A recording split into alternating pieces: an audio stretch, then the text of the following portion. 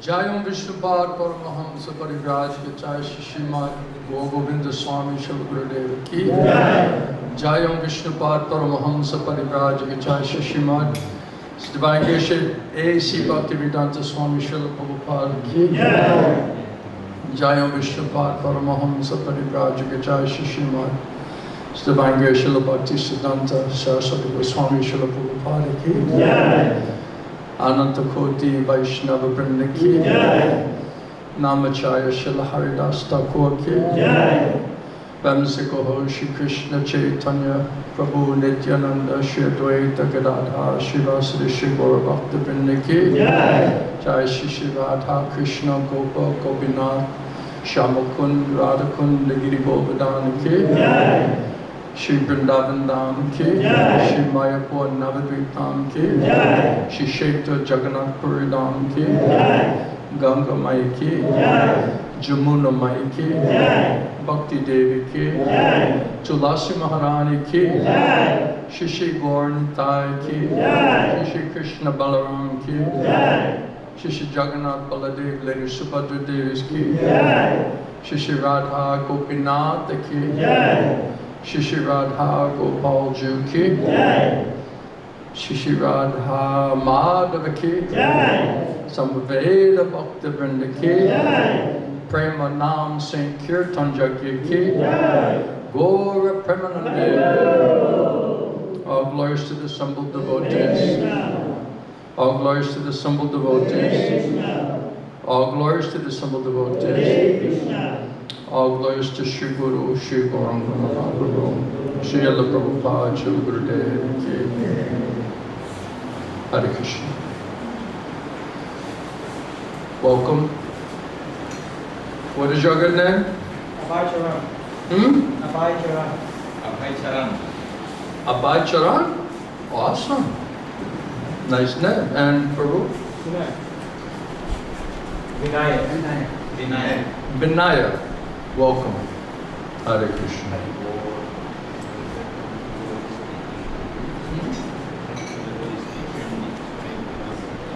Oh, that's all right. Hare Krishna. How's everyone feeling tonight? You sound very enthusiastic. That's a good sign. You keep coming back to here. Even I say so many things, still you're coming back, so I'm getting some encouragement from that. So, what do you want to talk about?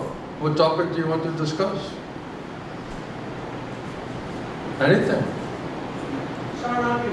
Huh? Sharanagati. Sharanagati? Who said that? Sharanagati. Ooh. That's not easy. That means full surrender, right? And without Krishna Bhakti, Prem Bhakti, how can we really do Sharanagati? We'll have so many gross and subtle desires, material desires. Srila Prabhupada said, any desire that you have that is not for Krishna's pleasure, that's sinful desire, more or less, gross or subtle. So as long as we have some other desire besides pure bhakti, Shuddha bhakti, Prem bhakti, then it is more or less sinful. That means we want something else, gross or subtle, besides Krishna. And Krishna knows. He's the witness, he's the judge. Krishna said, I'm in the heart of every living entity. The Paramatma, Adi Guru, Chetu Guru, is witness and he's the judge. So if we're not convinced, we're not going to convince Krishna. And we can say from the lip, we want to be devotee, we want to get out of Maya, we want to go back to Godhead, we want to develop love for Krishna.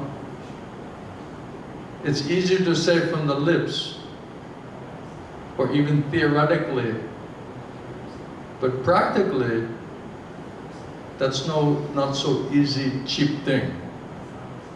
And Srila Prabhupada said hardly anybody is interested to go back to Godhead. But if you ask every devotee, they say, of course we want to go back to Godhead. But it says without Krishna prema, Krishna says without being free from sin, grows so subtle in Gita, you cannot go back to Godhead. So we have so many sinful desires. Some we can see, most we cannot see. Mahaprabhu said, Chedodapana Marjanam, purify all of these desires like a dust on the mirror. So I said, that doesn't sound very difficult.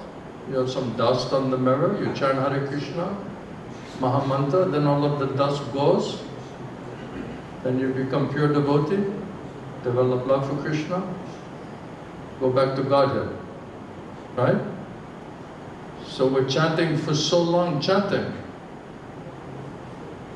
What kind of dust is this?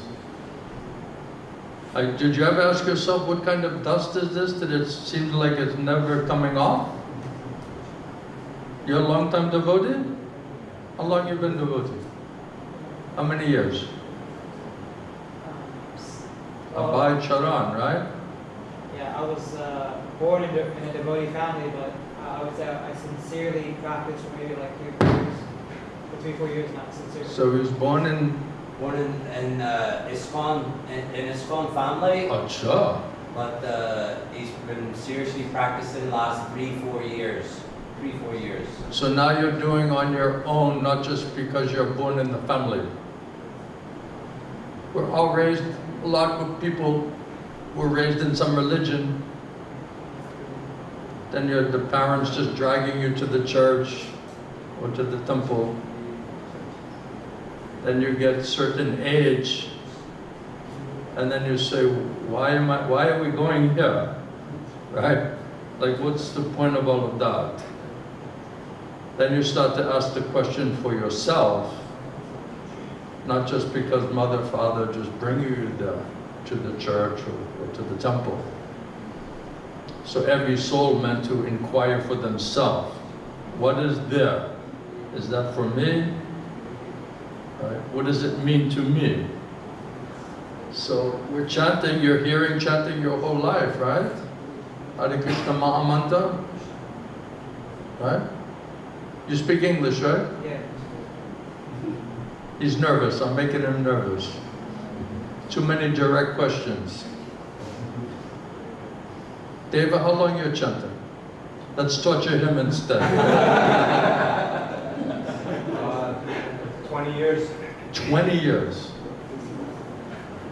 And you're worshipping Prabhupada, right? 20 years? Yes. Pretty much, right? I mean, there's some gaps.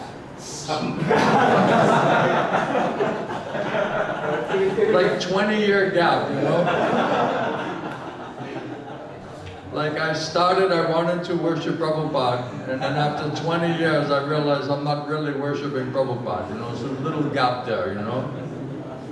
But welcome back, anyway, welcome back. So,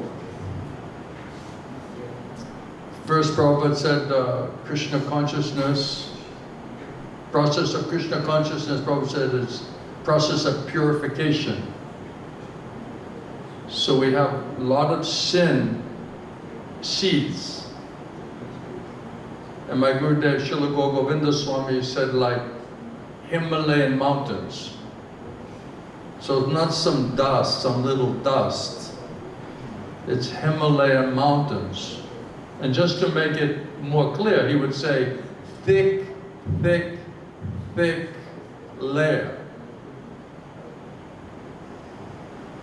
of sin, sinful desires, sinful reactions, so much contamination is there. So without Krishna's special mercy, we talked about this last night, without Gurudev and Krishna, Prabhupada, Vaishnava, special mercy, how will we clean all of that by ourselves? Even if you say, oh, I have so many desires, so much sinful desires, so much material attachment, so much lust, so many anger, greed, all of the demoniac quality, even you recognize it, it's still not enough to get rid of it. So first we have to realize, Prabhupada said, you have to first realize you cannot purify yourself. We're powerless. Prabhupada said the only thing a soul can do is desire. Now it's a question of how badly are we desiring and how much do we deserve the mercy from Krishna and from his devotees, Guru, Sadhu, Vaishnava, in order to purify all of this contamination. Now Krishna says, if you surrender to me, I'll destroy your karma, all of your sinful reactions and all of your sinful desires. I'll show special mercy. But we're thinking we're surrendering to Krishna. We think we're sincere, we're thinking we're surrendering. Okay, maybe not completely, right? We're devotee, we dedicated our life. We're doing sadhana, we're chanting, we're reading, we're doing seva. So why it's still there? Why so much material desires, material attachments? Why still attracted to Maya? Why so strong bodily identification, attraction to Maya? That means these things are very, very, very deep-rooted problem. Prabhupada said especially this lust and money, brighter than the sunshine, sweeter than the honey. Where's the AC? You can put that one on? This one's on? Yes. Can you shut this one on?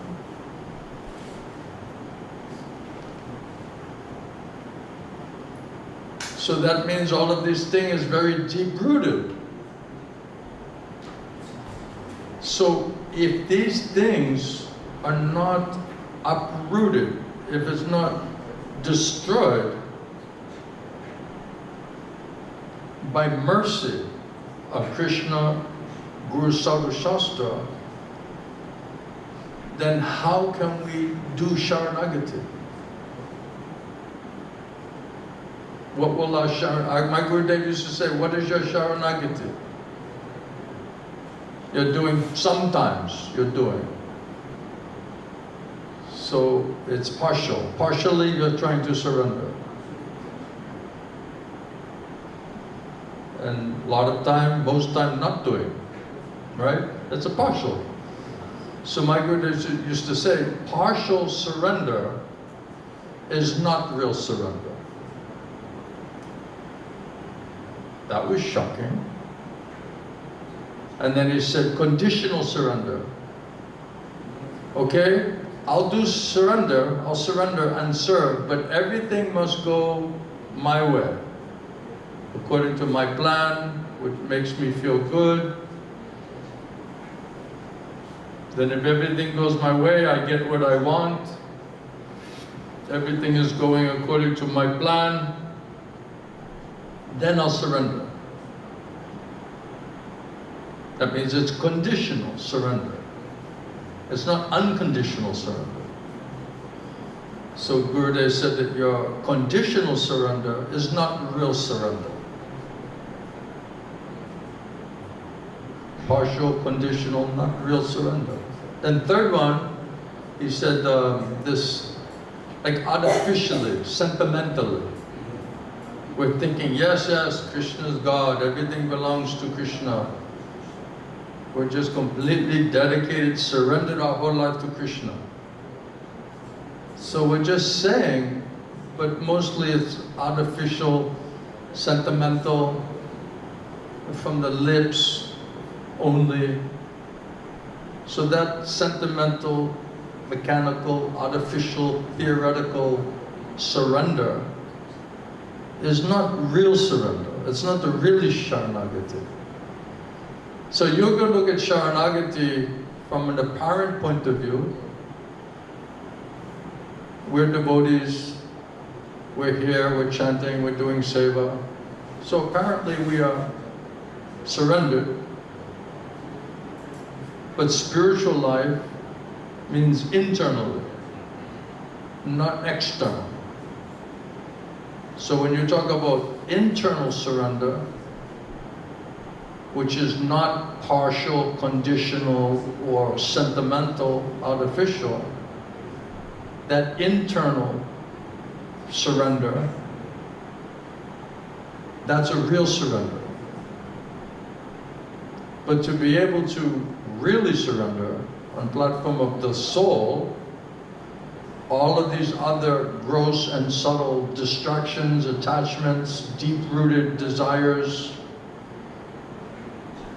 are like anchors in the mud, especially bodily conception attached to the body, attached to bodily relations.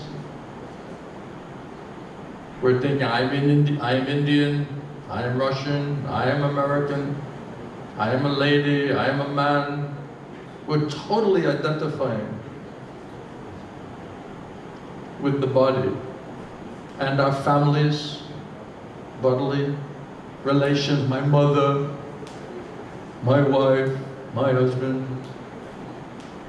my child, my children. So this is, Prabhupada says, selfishness and extended selfishness. So for own selfish desire, from your own bodily platform, I want this, I want that, I want to enjoy like this and that.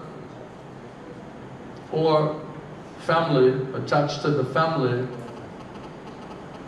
So I want to please mother, father, wife, son, daughter. I want to make them happy, I want to do everything to make them happy, give them pleasure and sense pleasure and protect them. And so it's extended selfishness. So bodily conception means selfish, Prabhupada said, an extended selfishness that has nothing to do with pure unalloyed devotional service to Krishna. That pure unalloyed, Krishna says, no other desire, manmana bhavamat bhakto. Only think about me, only do for my pleasure, not even for your own pleasure, but to speak of your family or friends' pleasure. And constantly. That's the definition of pure bhakti, Shuddha bhakti, prem bhakti. So without that consciousness and that level of and quality of bhakti, we cannot please Krishna. Krishna says, I'm only pleased by pure unalloyed devotional service. If your bhakti, so-called bhakti, is mixed with the karma, jnana, yoga, any other materialistic, gross or subtle attachment or desire, and doing bhakti, Krishna says, I will not reveal myself to you. I'll keep myself hidden. Only by the execution of pure devotional service will I reveal myself to you. So to try to understand Krishna and see Krishna and how and where He's working in our life and in the environment without pure loving devotion to Krishna and without Krishna's mercy, merciful intelligence and faith, nobody can understand it. And Krishna says, if you don't understand that, you don't understand the soul, you don't understand the super soul, you don't understand your relationship, transcendental platform, then you're blind from spiritual point of view. When I met Srila Govinda Swami, he said, "You're deaf, dumb, and blind, spiritually. You're just groping in the dark. You don't know," Prabhupada says, "you don't know what to do, what not to do." And when we're chanting Hare Krishna Mahamantra, we're supposed to be praying to Krishna, "Krishna, please engage me in your pure, loving, devotional service." That's the purpose of the chanting. Are we chanting like that? Only thinking about that? Or are we chanting Namaparad? Prabhupada said, first try to come to, Namabhas. Try to chant, give up all the offenses. So first try to elevate yourself to Namabhas chanting. That at least will liberate you.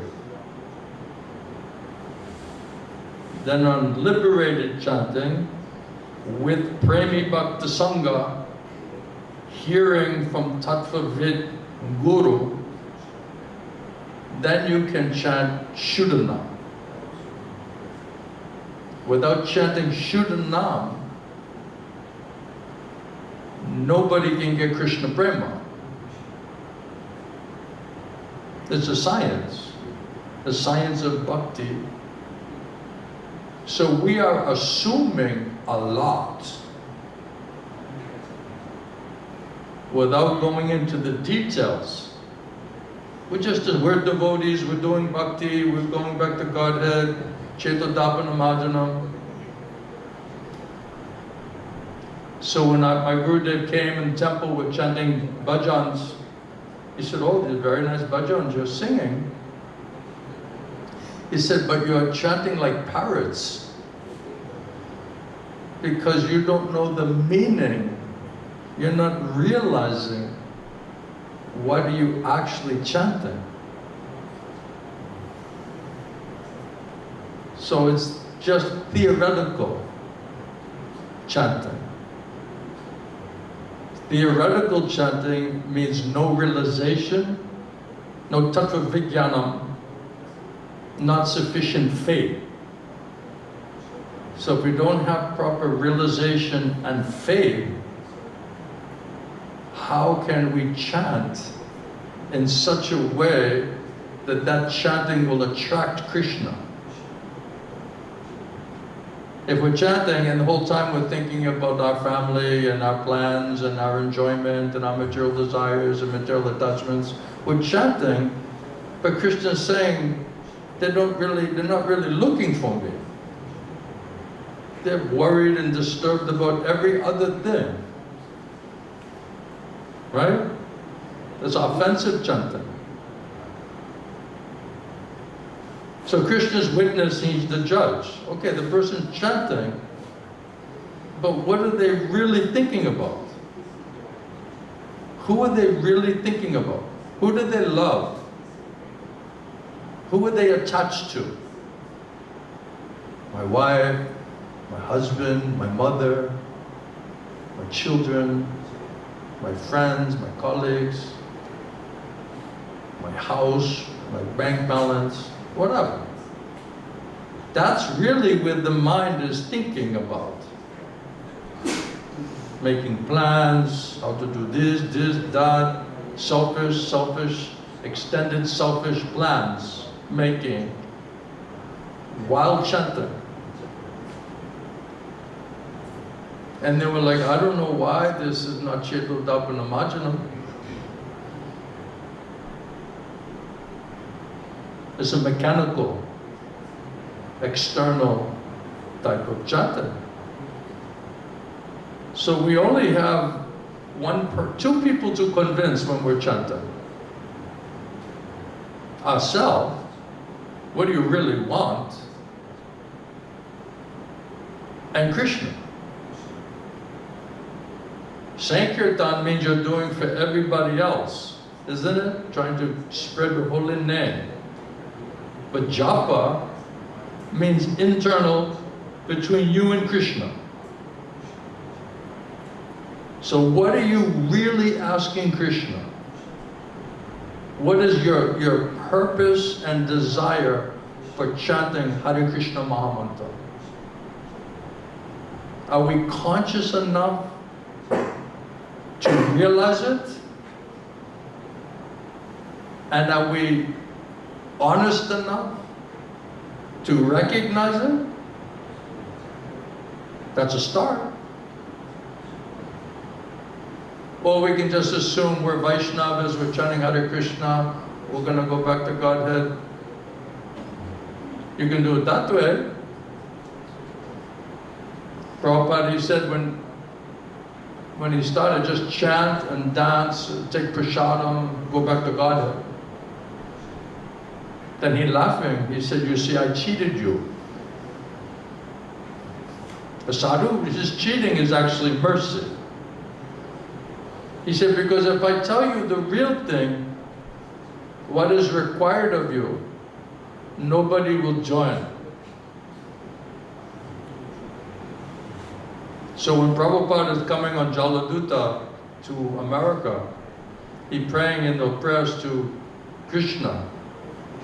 And he said, Krishna, this Srimad Bhagavatam, this is for Paramahamsas. This is Shuddha Sattva, Surup Shakti, topic. These people are the lowest of the low. They're in the Tamagun. Kalau Shuddha Sambhava. What are they possibly going to understand about Srimad Bhagavatam? Srimad Bhagavatam, spotless Purana, talk about Prem Bhakti, Shuddha Bhakti. So Prabhupada is on his way there, and he knows these people they have no qualification. So how will they be attracted to this information? You can read it. You read in Prabhupada's prayers, in Jaladuta prayers. He's saying like this. How will these people who are in Tamagun or Rajagun, how will they take it? And he said, anyway, you are Yogeshwar, you are supreme mystic. So you put them in Maya because they deserved it. So if you want to deliver them, you can also get them out of Maya. And Prabhupada said, if you empower me, these words and this holy name, then that empowerment by your mercy, that katha, krishna-katha, hari-katha will enter inside of their ear.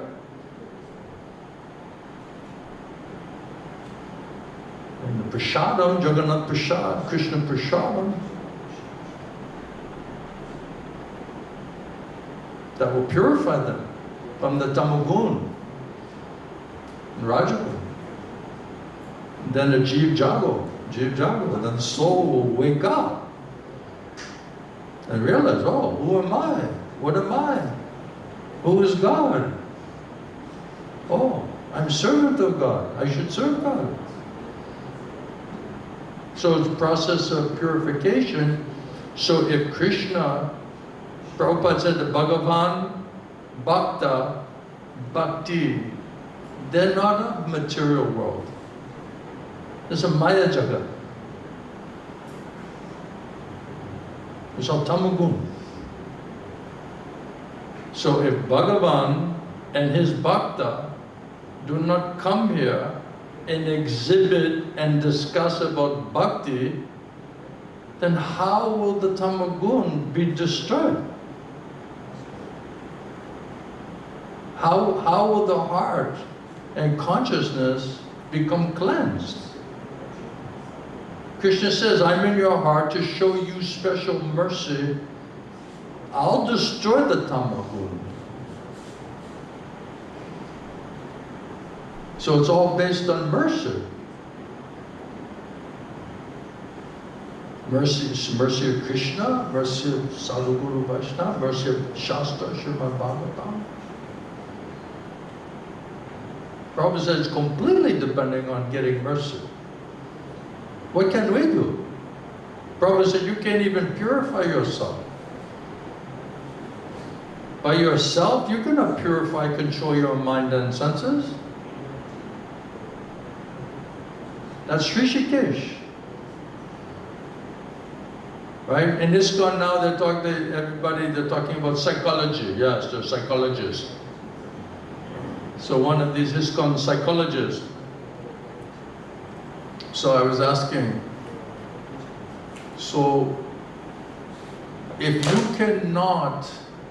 you do not surrender to Krishna, Rishikesh, and he does not purify and control your mind and senses, then how can you get anybody else to have faith and understand, yes, you must surrender. If you want to purify, control your mind and senses, you must surrender to Krishna. You must surrender to Rishikesh. Otherwise, nobody can purify and control their mind and senses. Because that's Krishna Shakti, right? Am I saying right thing? Is this our philosophy?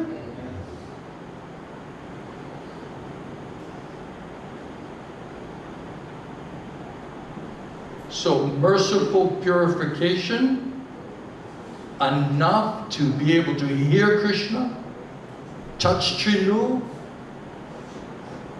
through Guru Sadhu Shastra, then Krishna enter inside of you through Shota Parampara. It's like a medicine. So if Krishna agrees, my Gurudev used to say, you see, the bona fide Guru, he can make Krishna appear. He can ask Krishna, please you come. And Krishna will not say no. Krishna says, I'm supreme controller, right? Nobody can control me, but I agree to be controlled by my bhakta. So we have to pray, Krishna, please give me the association of such bhaktas, wherever they are, that by their association and hearing from them, they can qualify me enough and purify me enough that they may ask Krishna to sit in our heart. Otherwise, how will it happen? We can control Krishna. And then my Guru said, you see, you're not going through process of purification. You're not cleaning. You're not cooperating with me. So the heart, mind, still so filthy. So if the Guru, he loves Krishna and he knows, why will I ask Krishna to come and sit in your filthy heart?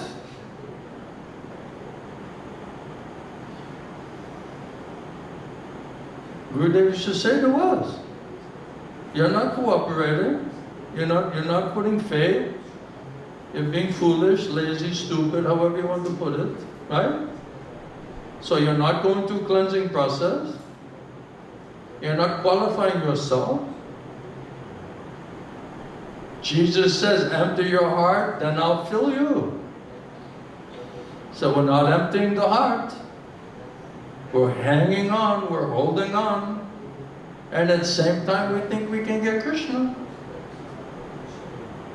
But Krishna says, I'm only attracted to pure loving devotional service.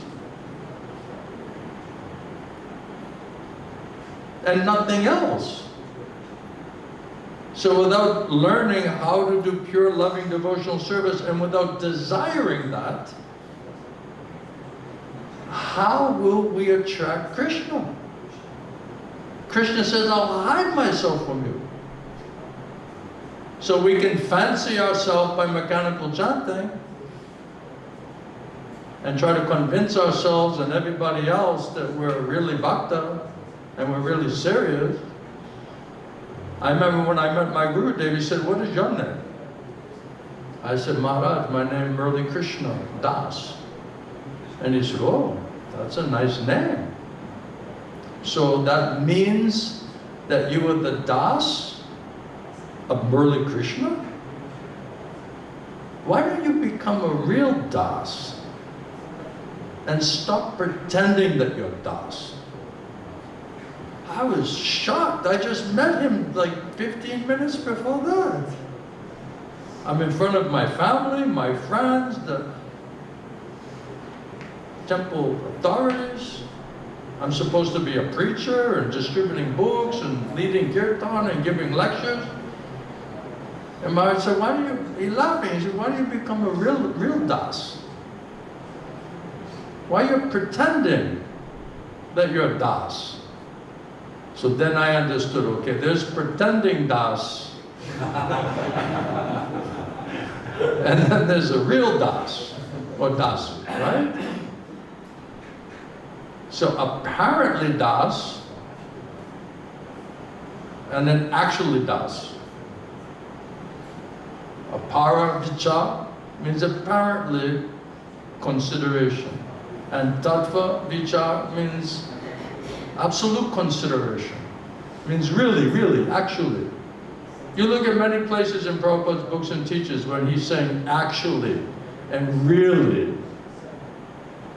He's trying to emphasize what it really means, what it actually means, not what it apparently means. Now, before I met my spiritual master, I didn't understand all of this thing. I was reading Prabhupada's books 2-3 hours a day for years. I was worshiping Prabhupada Murti. I was distributing Prabhupada's books every day. I took care of Prabhupada in his rooms in Los Angeles temple.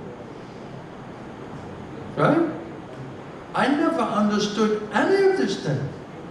Really. By my sadhana, going to the Mangalarti and chanting and Bhagavatam, I did everything. Evening class, Guru Arti, Krishna book, hot milk. We did the whole program for years. And I saw how far did that get me, scientifically. Right? I got something. Then I saw how much mercy from Guru and Krishna did you get just by doing Shravanam from Premi Bhakta, Shuddha Bhakta. And I remember when I first went to Gurudev, I'm like, I look around, everyone has a notebook, everybody writing, like in the college, university. So I felt stupid, you know.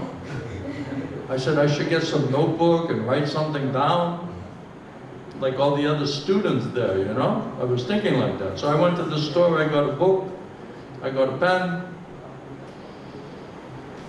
And the next day, I'm saying Srimad Bhagavatam class, third canto, you know, this verse, right? And all of a sudden I hear Gurudev say, hey, what are you doing? So I look up, Maharaj looking at me, you know. He's like, what are you doing? And I looked around like, you know, like to all the other students. And I was saying like, I'm just doing, like, what are they doing? And Gurudev said, no, not you. You just shut the book and you just hear, you just listen. And by mercy of Guru and Krishna, you'll understand everything. So not by academic, scholastic, external effort. Mercy.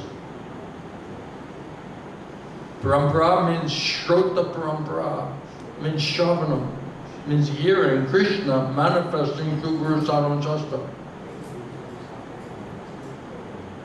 Do you like this topic? Is it alright? Yes. Does it make sense? Am I making you nervous? We're alright? We're good?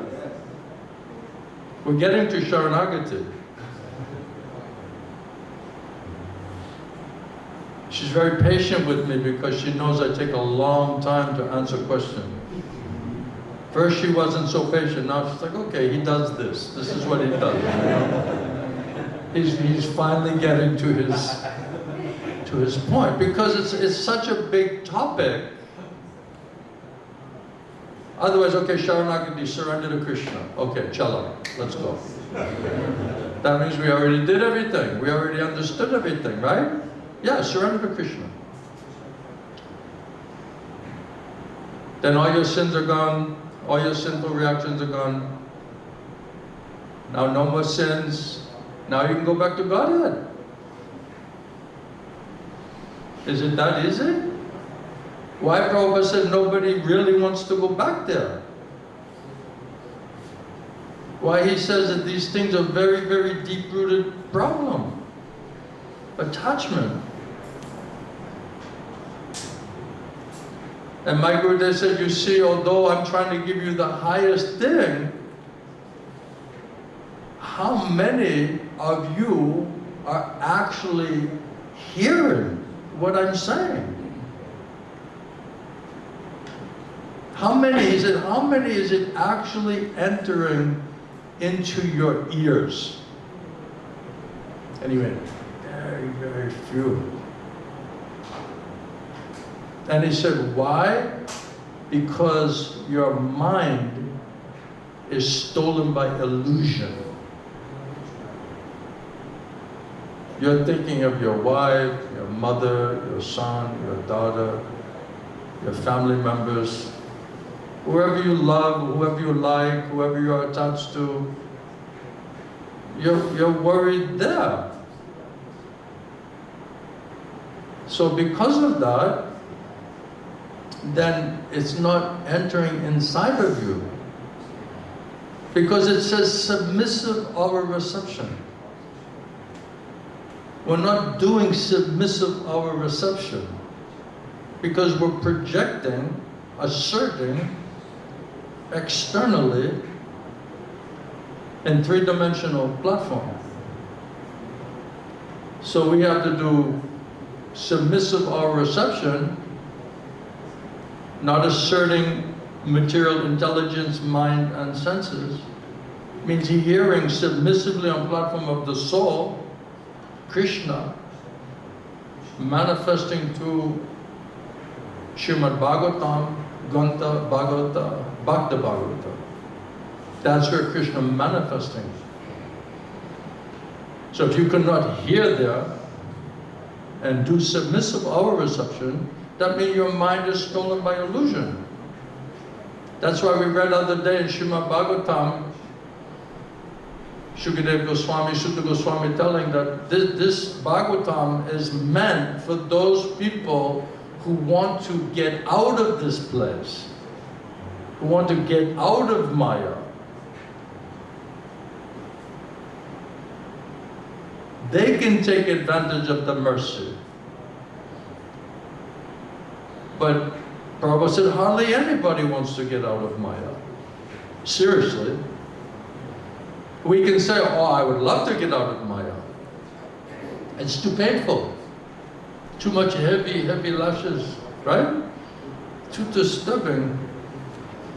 But what it takes to get out, this is not easy. So just having some theoretical, assuming platform, mechanically acting, not understanding the science deep enough, it will not be effective. And then we'll think, well, I'm doing everything. So why we're not getting good effect? That's the question. Krishna says, as you surrender to me, I'll reward you accordingly. So let's, as scientists, right, Krishna conscious science, as scientists, let's analyze our results. Prabhupada said, you judge everything by the results. So you're thinking you're doing bhakti, you're doing everything, you're expanding all of your efforts. Okay, do you like your results?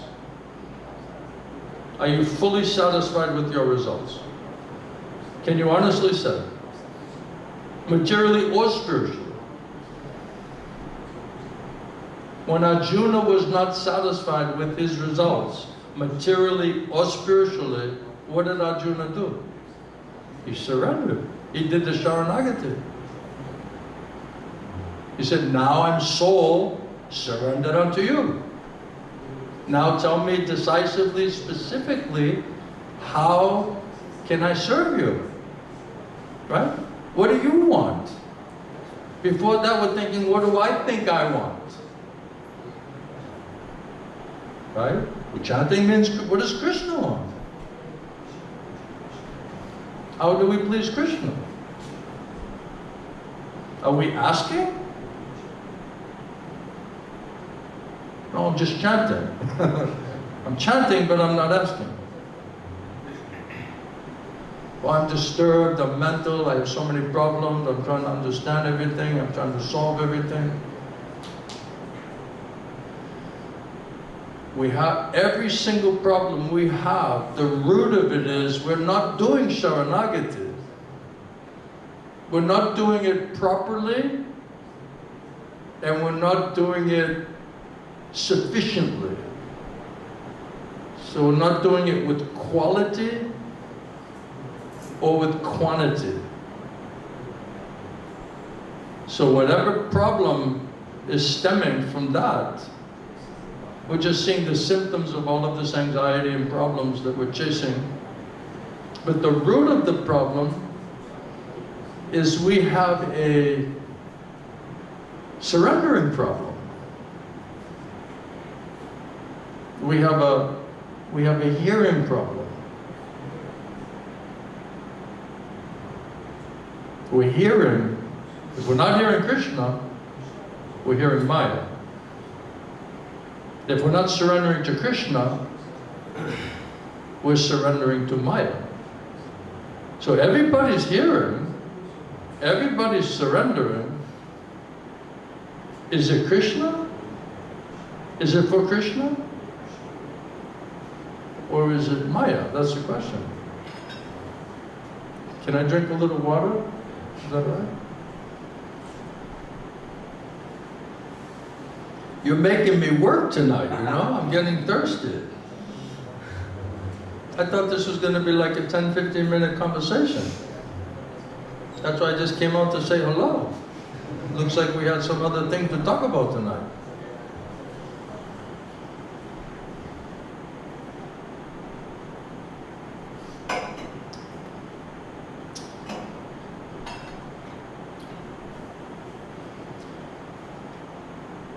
My Gurudev said this is meant for serious students. This is not meant for, this is not child's play. It's meant for the serious students. One time Gurudev said this is meant for Paramahamsas. This topic is for Paramahamsa. Then Gurudev said, when I look at all of you, I just see a bunch of crows. So we're thinking, oh, we're devotees, we're listening to the sadhu, we're getting some nice katha, nice philosophy. And then he said, you're just a bunch of crows. He said, anyway, you know, you pray to Gauritai, you get some mercy, then you become like Garuda. So they said, oh, okay. It's better than a crow.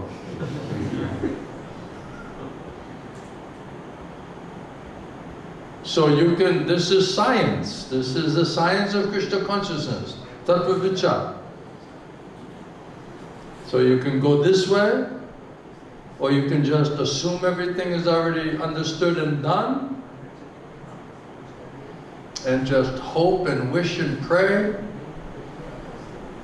that it works. You can go that way. One time I got on the elevator in a Juhu temple when Maharaja was there. So I said, oh, I'm on the elevator with the Maharaj, you know. I got nervous. He's big Maharaj. So, in the elevator in India, sometimes it goes very slow.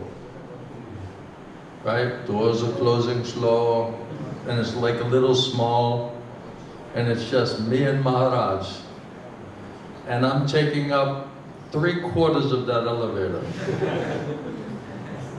Maharaj is little thin, so he was in 1/4, I was taking up like 3/4, because I'm big. So I said, oh, I have to say something to this Maharaj, you know. It would be disrespectful if I didn't acknowledge him and say something. But I was shy, I don't know what I can say. So then somehow I said, Maharaj, you know, nobody said it was going to be easy. I don't know why I said like that. Maharaj, nobody said it was going to be easy. And then he looked at me like, that's like the strangest thing I've ever heard, you know. He looked at me like, why is this guy saying like that? Why is he saying like this? And they said, Murali, just chant and dance. Take prasadam, go back to Godhead. Then I felt like such a fool. Like maybe I'm overthinking this whole thing. But then why all of the, you know, why all Goswamis? Why all of these Vaishnava, you know, Paramahamsas? Why are they writing such subtle scientific, spiritual details down? That means it must be also understood.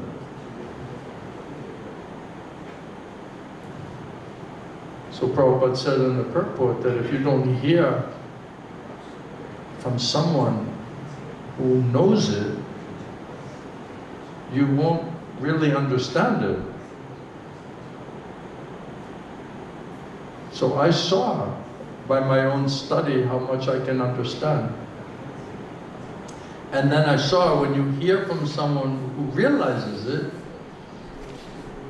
and by his mercy, then you can understand it. So what kind of Sharanagati do we want?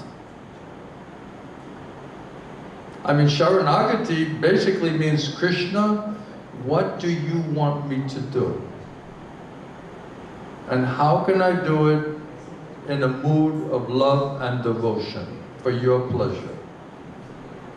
That's Sharanagati. That's Prem Bhakti, Prema Bhakti. That means quality, pure quality, and uninterrupted, constant. So without mercy of Krishna and Krishna's dear devotee, how will we qualify to do that quality and have the strength of desire to do it constantly, uninterruptedly? And if this is not our interest or desire, what are we calling spiritual?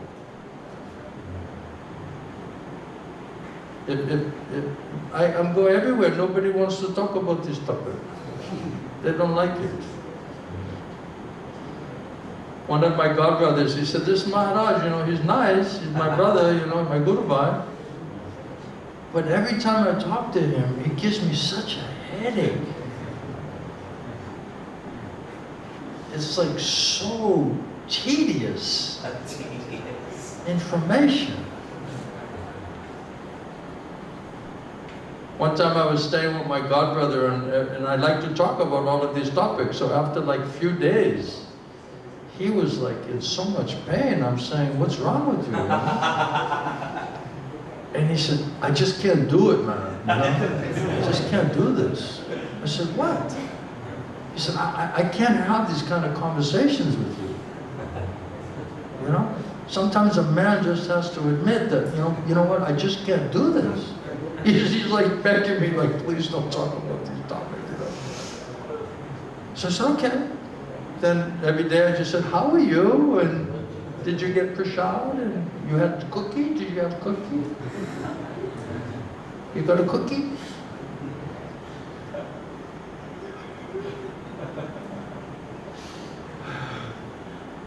So it's not meant for everybody.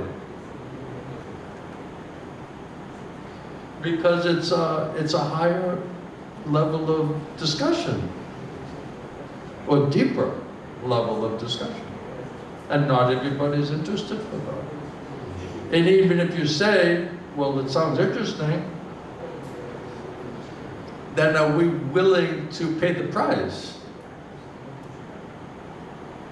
When I first went to Bhubaneswar, I was riding around on motorcycles and looking for elephants out in the lake and the pond, and going for swims and jumping off the ledge, and we were like on a adventure. I felt like we were at like a safari adventure. And then you hear the sadhu in the morning, and then you just run around and explore India, incredible India, and look at the elephants. And then I said, oh, this is fantastic. You hear some Hari-katha Krsna-katha, take prasad, ride on a motorcycle out in the countryside. Oh, there's an elephant. Oh, let's go swimming here. It was like this. Then one day I'm in the class, and I'm listening to Maharaja, and Maharaja said, you know, you know that your life doesn't belong to you. And I was like, wow, that's a pretty heavy statement. He said, you actually belong to the Guru. And I was like, that's even more heavy statement. Now, my life doesn't belong to me, and I don't belong to myself. Now I belong to this person I just recently met. And then he says, and you have to be prepared to die for that Guru if you want Krishna Prem Bhakti. And I was like, what? What is this? So my whole safari adventure park, incredible India trip was over that day. It's like when you're at school, right? You're on vacation, you're just running around. Then you come back and the teacher, professor, okay, vacation's over. Right? First few days, they're like, okay, gradually, they'll figure it out, they're back at school, right? Then after a while, they say, okay, enough of this nonsense, now you better start studying, you know? You have to take it serious. So most people, they don't want that kind of guru. They don't want that kind of, your life doesn't belong to you, and now you belong to this person who will tell you what to do, what Krishna wants you to do. It's not, oh, I'll just try to figure out what Krishna wants me to do. No. Krishna will tell you what he wants you to do through the Guru. And when the Guru tells you, then Krishna, Paramatma Chaitanya Guru said, this is coming from me, you better follow it. Bas. So who wants that kind of guru? Hardly anybody.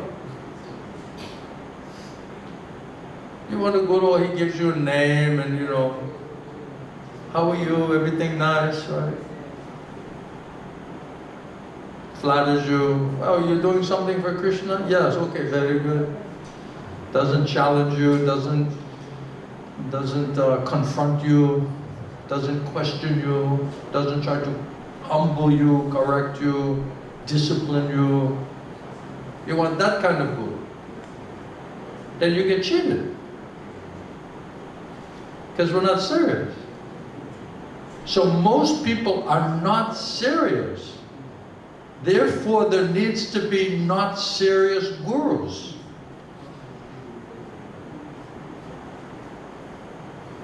Right? Because everybody's getting what they deserve. So if most people are cheating and want to be cheated, there needs to be that type of guru.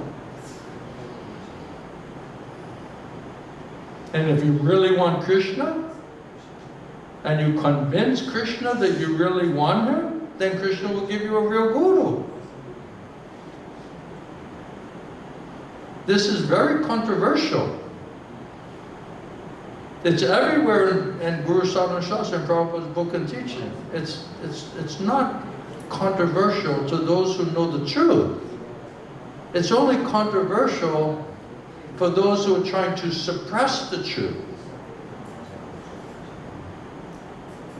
That's a threat.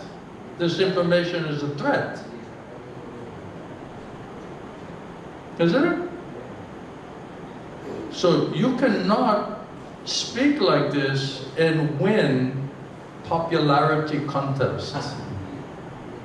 If you're trying to be popular and accepted by everybody, you cannot speak like this. Most people will hate you. They'll run away. It's interesting, you're first class, right, coming, right? What an unbelievable first class, isn't it? What's interesting, one good thing, I'll tell you, one good thing is, it makes it very clear. It's not confusing. It's a wonderful filtering system. Because only serious people will keep coming back. And when other people say, oh, this is too much, this is too, this is heavier than I thought, then they never come back. Because they're not ready yet, right? So the guru, his information is heavy. That's what it means. Guru means heavy, not lagu. Guru, lagu, right? Heavy. It means that what he's presenting to us is heavy information. It's like a life-changing information. So if you don't want to change your life, you will not accept this information. It's very simple. It's not complicated. It's very polarizing. You hear this information, you say, okay, this is, okay, I don't know how I'm going to make it, but this, I have to go for this. I need a lot of mercy. Mataji, am I answering your question? Am I getting there?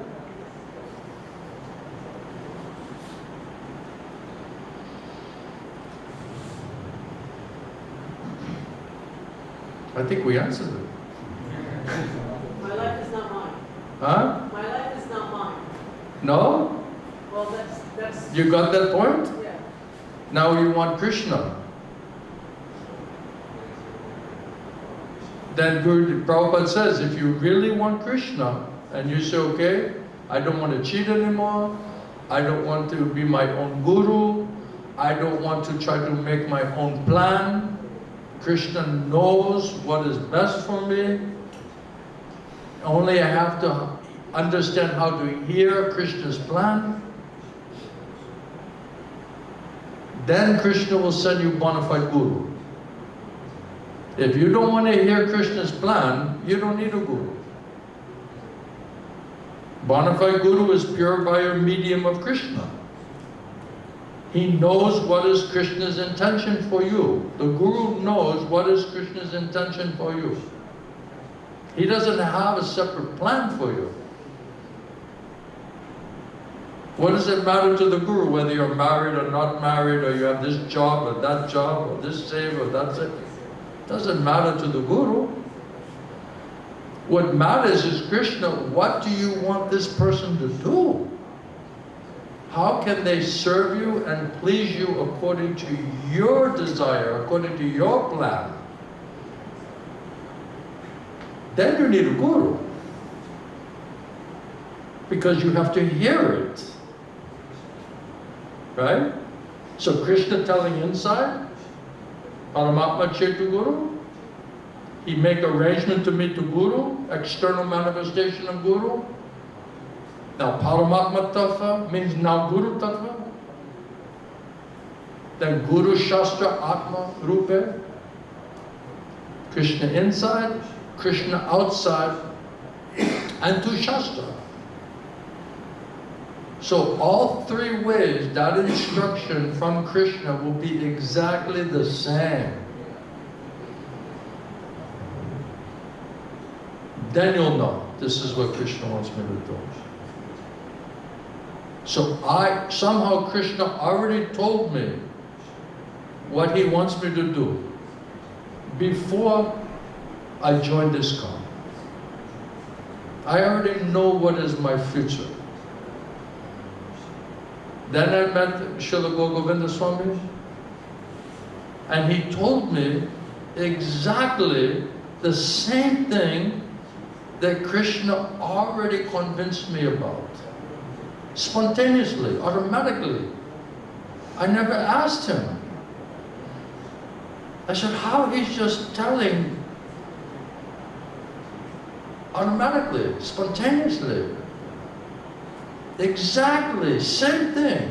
And then why Krishna said, you see, I'm making him tell you the same thing I told you before. So I'm controlling that Maharaj.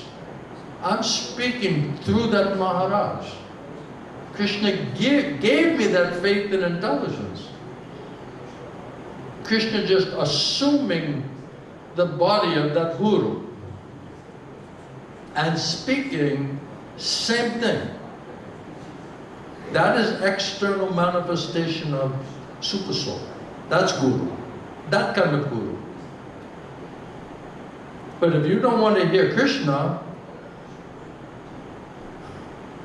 so Krishna not going to manifest inside or outside, then go pick any Guru you want. It's not really Guru. It's Lagu. I have a Guru. One person, he said, I have 5 Gurus. I have 5 Shiksha Gurus. I said, this is fantastic. You have so many Gurus. He said, yes.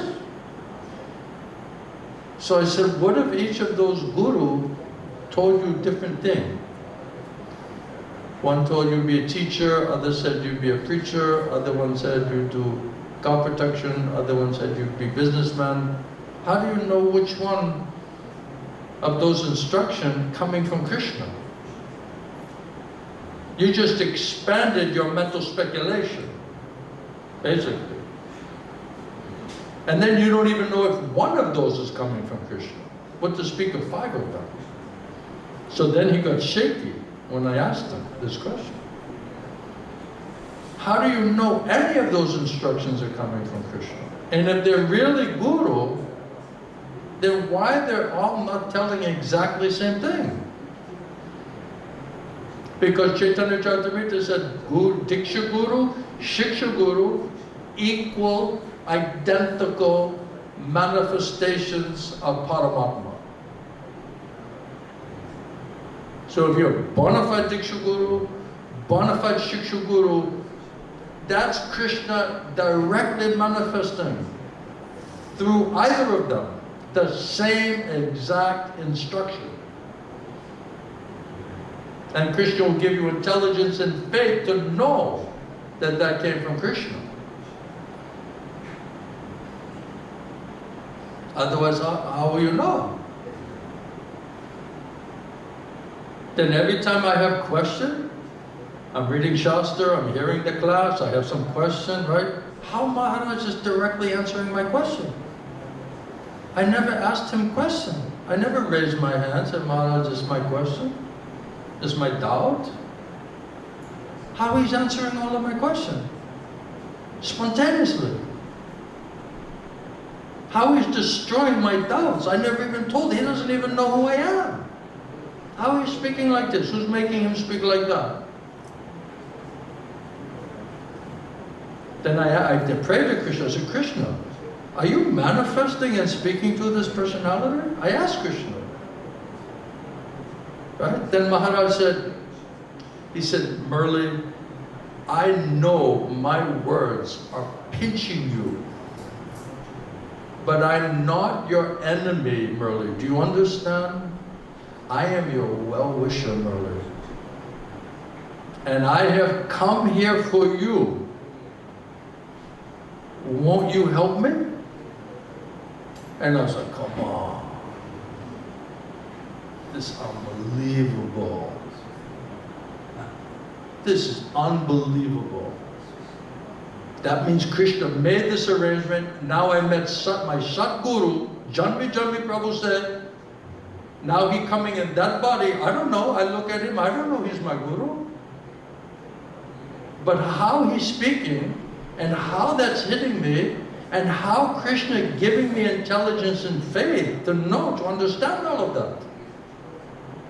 Then you understand what is Guru Tattva, Paramatma Tattva.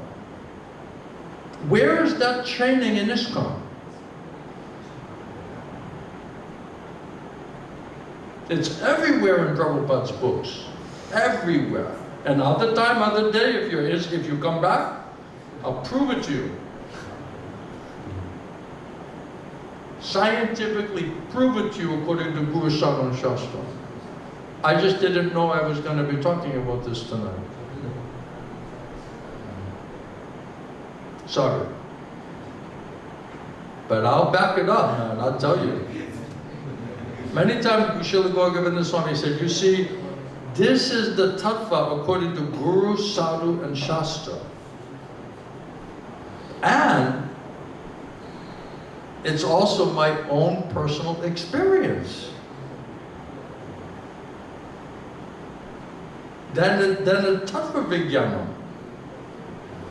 It's not just some random academic, scholarly, intellectual, yes, Guru Sadhu Shastra. No, it's Guru Sadhu Shastra, absolutely. But by the mercy of Guru Krishna, they let me realize it.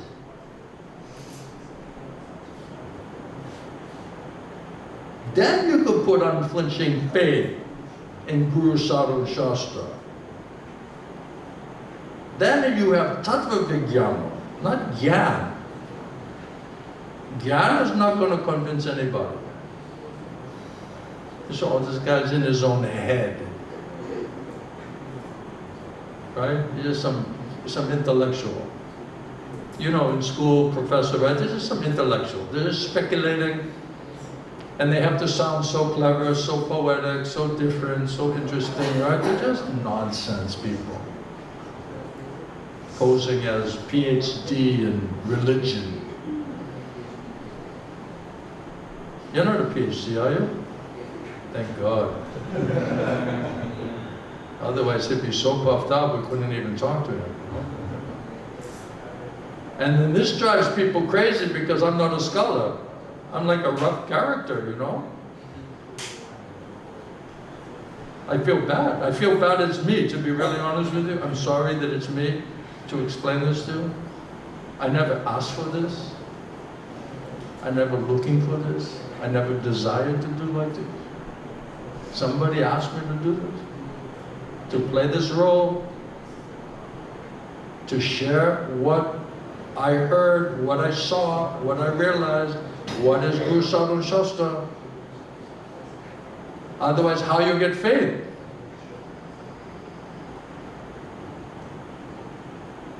Right? That's how I got my guru.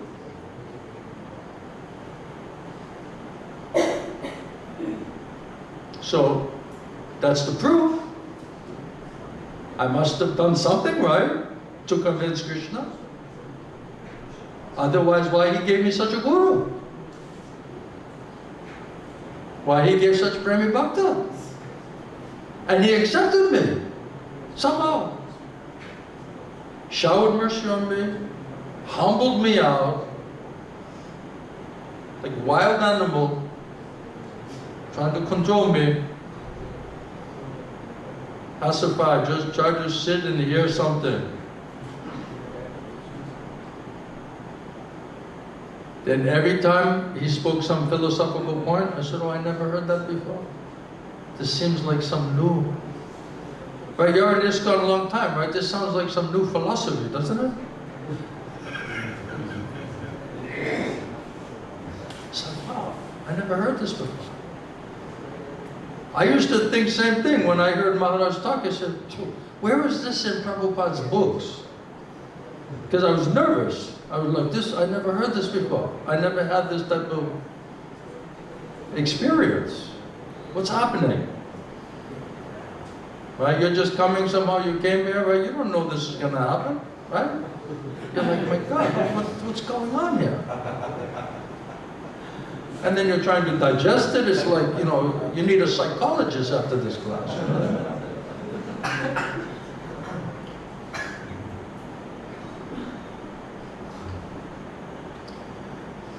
And then I'm just thinking in my head, I said, where's Prabhupada say like that, you know? Because everything, you know, Prabhupada, right? We're Prabhupada now. And all of a sudden I said, yeah, Prabhupada says right here. I'm like, how does he know I'm thinking all of this thing? Yeah, Prabhupada says right there. And I'm like, where? Where does Prabhupada say that? He said, yeah, right here. I said, Prabhupada, yeah. You read it like 4 or 5 times? I'm like, I never saw that before. I had to like read it myself. I was like, okay, and I went back and I had to read it. I said, it says it right there. Why I've never saw that before? Why nobody's talking about this information?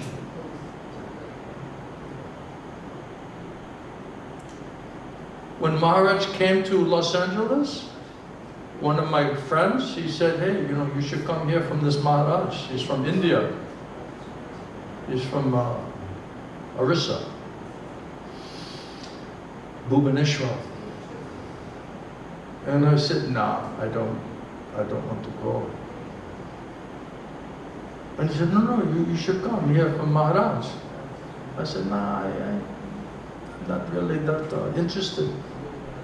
He said, why? I said, I already heard everybody. I heard all of these people. They're nice, some are better than others, but it's not enough for me. I'm not so satisfied. He said, no, this person is different. And unless you hear from him, you won't understand it. So I was like, all right. Because all day I was distributing books in the airport. So I was tired. So I didn't want to, you know, take a shower, get in the dress, go across the temple. I was being lazy, you know? I was being lazy. And then it's okay, my friend is asking. Then I got some curiosity. Why is he saying that this person is something is different? So I went like this. I'm not looking for a guru. I already have a guru. I have Prabhupada, he's my guru. It's all about Shiksha Guru. My faith is with Prabhupada. Other Maharaj, they also try to help me. But really, to be honest, if we want to really be honest, Prabhupada is pure devotee. In Premi Bhakta, Nitya Siddha, Mahabharata. So he's my guru. I don't need a guru. I'm not looking for a guru. Then I went to the class. Then I'm sitting there like, you know, puffed up. I'm thinking, okay, let's see what this Maharaj, let's see what he can say. Right? I was like, okay, he looks nice, he's all right, he's friendly, he's looks like father, grandfather, and friendly, and has some nice quality, and so that I could see.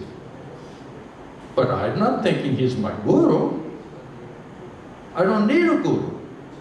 I'm not looking for a guru. So can you imagine what a surprise this was for me?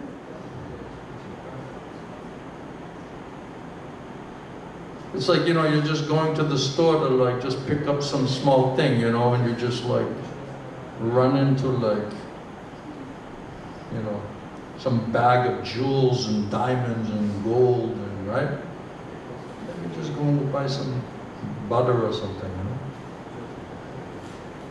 And my sister, she told, before I went to Los Angeles, I was in Boston, I was on East Coast. So I said, I'm moving to Los Angeles, it's on the West Coast. And she said, I went to my astrologer. I was surprised she's going to astrologer, you know. She said, I went to one astrologer and he said, your brother, he's going to go to the West Coast and he's going to become extremely wealthy. And she told me, I was like, fantastic. This is good news. This is really good news. I feel more positive now. Heading out to the West Coast. Her astrologer said, it's gotta be real.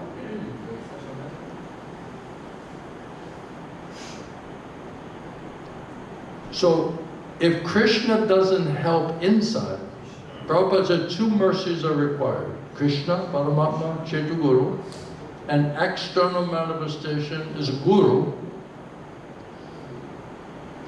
Guru Tattva is Paramatma Tattva. Same.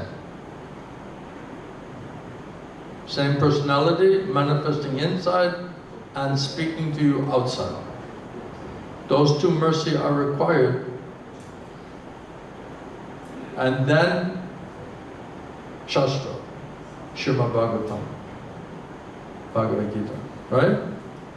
So that's where Krishna is going to convince you, is going to instruct you. You talk to devotees, so I'm just trying to figure it out. I'm just trying to understand, what does Krishna want me to do? It's very confusing. I tried so many things, it's not really working, I'm bewildered, I'm confused, nothing makes sense. I'm just like guessing, speculating. I'm talking to other speculators.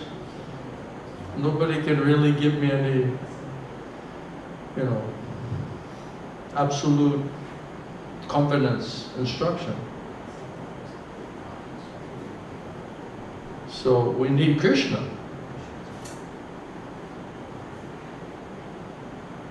Well, I'm trying to understand them. Sometimes people say, I'm so confused, I don't know what to do, I'm trying to figure it out. And they ask me, Maharaj, this is my condition. Can you help me? And then I asked them, I said, well, did you ask Krishna what he wants you to do? And they're like, I never even thought about that.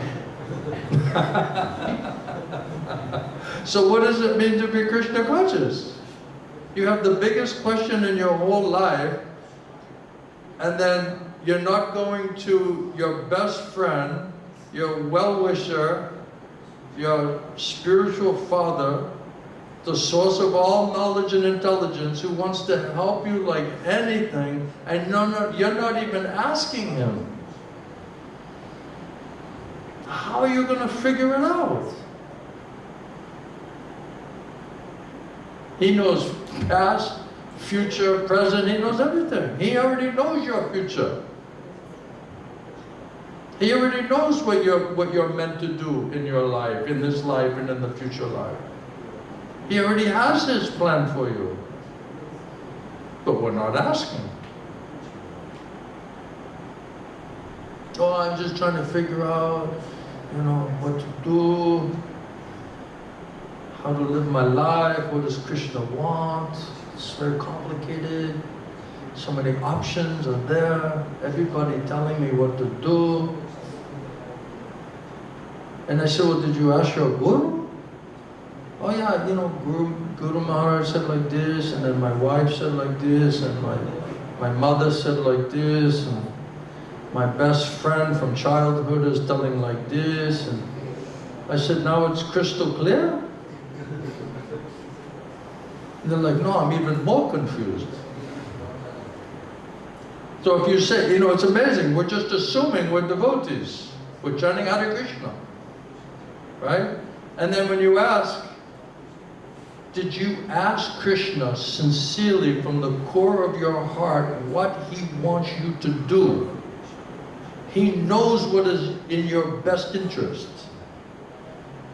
materially and spiritually. Are you asking Him? And every time they're like, wow, that's a wild concept. That's an unbelievably wild concept that you would suggest and ask me the question if I'm asking Krishna or not. And they laugh, and mostly they say, well, not really. So if we don't ask Krishna, we are asking Maya.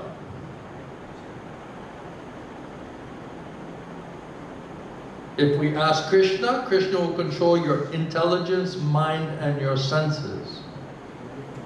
And He said, I'll give you intelligence how to come to me. If you want to forget me, I'll make you forget me. I'll give you big falsigo, put you in the bodily concept of life, fill your heart and mind with material desires and material attachments, and you'll just chase after that by the influence of Maya. So we have two choices, it's Krishna or Maya. We're thinking we have so many options, so many choices, unlimited varieties. But really, minute independence means Krishna or Maya. That's, once you make that decision, your independence is finished. That's why it's called minute independence. You want Krishna? Okay, then Krishna takes charge. You don't want Krishna, you want to forget, then Maya takes charge. So when people say, well, I have a plan, and I'm working on that plan, I said, that's good. Plans are good. Everyone needs a plan. So my only question is, did that plan, did it come from Krishna or Maya? And then they're like blown away by this question. They're like, that's a good question. So coming from Krishna or coming from Maya? So if you're hesitating, it means it's not coming from Krishna. And now all of a sudden you realize, okay, and then you find out that if it's coming from Maya, it's guaranteed to fail. And you will suffer in the beginning, the middle, and the end. Oh, that's a fantastic option, huh? You're going to suffer beginning, middle, and end, and it's already guaranteed to crash and burn and fail. Sign me up. That's a really good intelligence. I want you to invest in this stock. But I'm telling you now, within 3 months, it will completely go bankrupt and crash and burn. Will you invest? Probably not, right? Unless you're trying to do something, get out within 3 months, but anyway, that's a separate story. We won't get into financial discussions because that's not my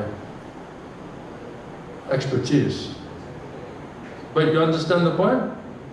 So when you start asking the questions, now all of a sudden everyone starts going, well, wait a second, you know, I'm not convinced this came from Krishna. I never asked him, so why should I be convinced it came from Krishna? Then if it didn't come from Krishna, that means it's coming from Maya. That means Maya is going to control my intelligence, mind, and senses and make her plan. And then do you have confidence? Do you actually have faith and confidence that that plan is going to be successful? Do you really believe that? You're willing to take that risk? And then all of a sudden everyone gets like, wow, you know, this is very disturbing, Maharaj. You're disturbing my whole, you know, paradigm, my whole plan, my whole future. You're ruining it for me. I said, well, I'm just trying to help, you know. Just trying to help you. Because you'll suffer. You're a nice person, I don't want you to suffer. When I didn't listen, I also suffered like anything. So I don't want you to make the same mistake I made. It's easier, it's better to try to understand, okay, what does Krishna want? And try anyway, somehow or other, to accept it and execute it. We think we know what's best for us. Right? You may take some advice and get some advice, but at the end of the day, we'll decide. Even the Guru told, my mother said, my friend said, my school teacher said, you know, everybody has an opinion, especially in India. I was amazed when I came in, my barber, he knows religion. You know, the rickshawala, you know, he has some philosophy. He's talking about God. I said, how do all of these people, you know, they know somebody, some demigod, some God, some philosophy, right? Everyone's a philosopher here. We don't find that in other countries. Although they say he's a financial pundit, right? They call him pundit. What kind of pundit? So, what else you want to talk about? Anything? Everything clear? And if we don't accept this information and apply it, it means we're not serious. So what are we calling spiritual? What is spiritual? Spiritual life is internal, that's not external. It's not just putting tilak, putting the devotional dress on, the sari, doing some external seva mechanically. That's not spiritual. Yeah? Some question is there?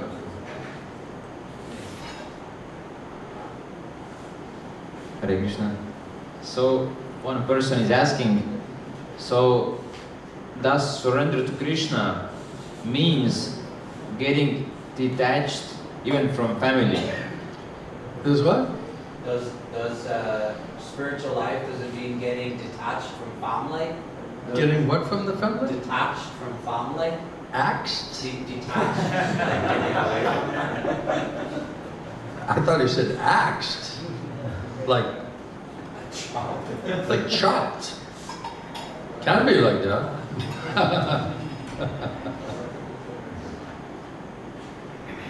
Detached from family? Yes. It means joining another family. It means joining Krishna family. Guru Krishna Samsara. That's soul family. So you have bodily family, and you have soul family. So you have Kaitava Dharma and you have Sanatan Dharma. So Sanatan Dharma means bhakti, that means a soul family, Guru Krishna Samsara. And if we don't cultivate that and act within that, then we're just stuck in the bodily Maya's family, basically. It's a Maya's family. And then we say, oh, I'm doing Dharma. I'm doing my Dharma. But is it Sanatan Dharma? Is it for your soul? Or is it bodily Dharma, so-called Dharma? It's a Kaitava Dharma. So we're going to be in some family because we are made to be social. The only reason we're acting anti-social is because we don't like adibodhata. We don't like the living entities, which is asat, asat sangha. But if we really understood sadhu sangha, premi bhakta sangha, vaikuntha, personality sangha, it's nothing but pure joy, love, affection, healthy, encouraging, selfless, no disappointment, no frustration, no hatred.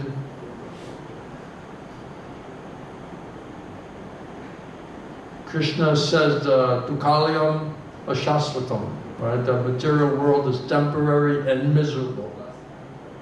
So serving in Maya's family, in temporary miserable place, in the prison house, that's one option.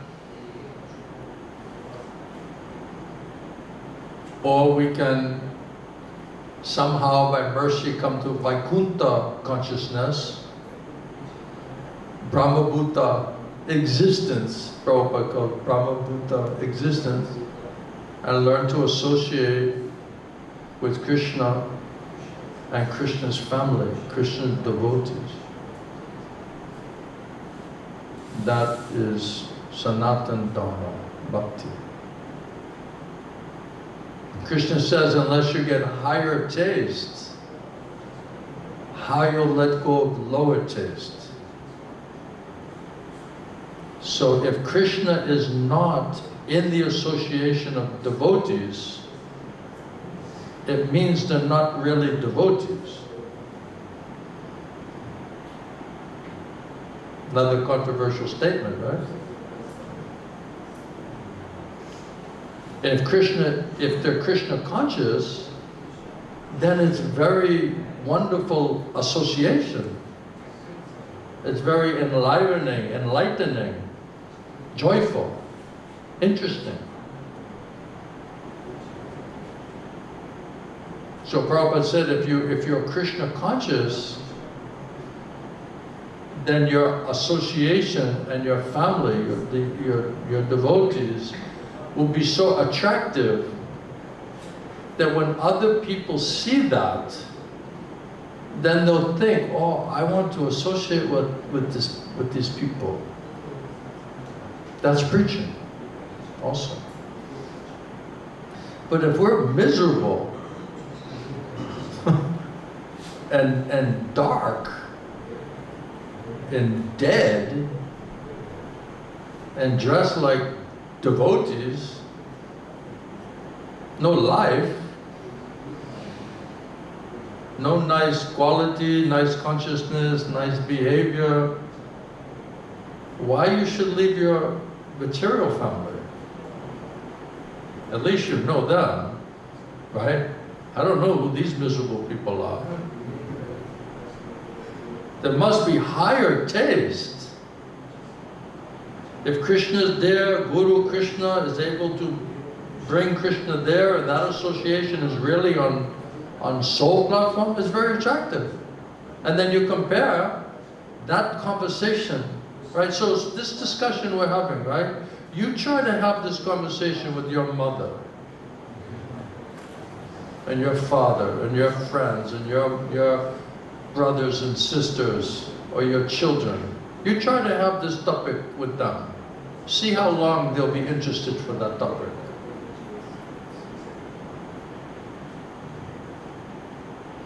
They'll just basically say, just shut up, and I'll tell you what's happening in my life, and what makes me happy. And you're like, okay. But if you say what makes you happy, what's interesting for you, they don't care. They're not interested for this topic. So if this is the most interesting topic and you feel your soul is benefited by this topic and association, how you'll be satisfied talking about Hari-katha? It'll be like a meaningless, small-minded, really small-minded conversation. Did you get the milk? Did you get the bread?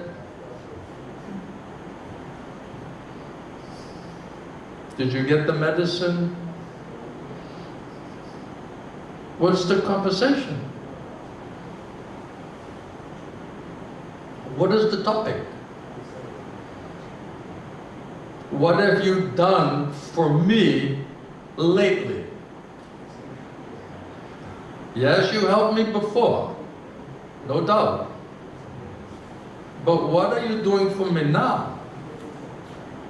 That's what the conversation will be. Isn't it? Selfish, extended selfishness. Kripana. So instead of Mahatma, broad-minded, transcendental topic, fourth dimensional subject matter, you'll be so kripana, selfish, on some small, meaningless, three-dimensional nonsense. How will that satisfy your soul? Think about it. Once you have some bigger conversation, and you expand your consciousness and your understanding and your communication and your topics, how you go back to some other topic? It's like a foolishness. It's meaningless. When I talk to my father, only thing he can talk about is sports. That's it. If I want to have a conversation with my father, it has to be about sports. Of course, he's better now. Now he knows I'm like revolutionary. How's it going with the institution? He likes to hear those stories. He knows it's a revolutionary to speak the truth when no one wants to hear it. So he's very amazed, like how you're just doing like this. Before, it was just sports. And he would tell me stories, you know, because he was a sportsman. He remembers every game, every match, every score, how many points he got. One time I said, Father, I said, I've heard this story so many times, I'll tell you your story. I have the details in my heart, written in my heart. Then he was very annoyed with me, you know? He was not happy with me, because he wants to tell me the whole game again, you know? Yeah, you caught the ball, and then you went up the sideline, and you scored the touchdown, and the score was like this, and the owner put you on his jet, and he took you over here. I know the whole story. I heard it 1,000 times. It's like so boring, you know? I love you, Father, but it's boring topic. So one time I couldn't handle it. And I'm like, I'll tell you your story, Father. Let's see how much I was listening to you. And he was like, all right. So I said, you caught the ball, and and I told him like the whole story, and I said, how did I do, And he's like, you missed a few points, like a few. But I was like, Father, it was pretty close though. And he's like, he wasn't happy with me, because he wanted to express himself. So we can have relations, because we're devotees, we're trying to be devotees, so we try to be nice to people, right? They have no interest in us. They have no interest in topics which are interesting to us. But we have to have some relation with them. Okay, so what do you want to talk about?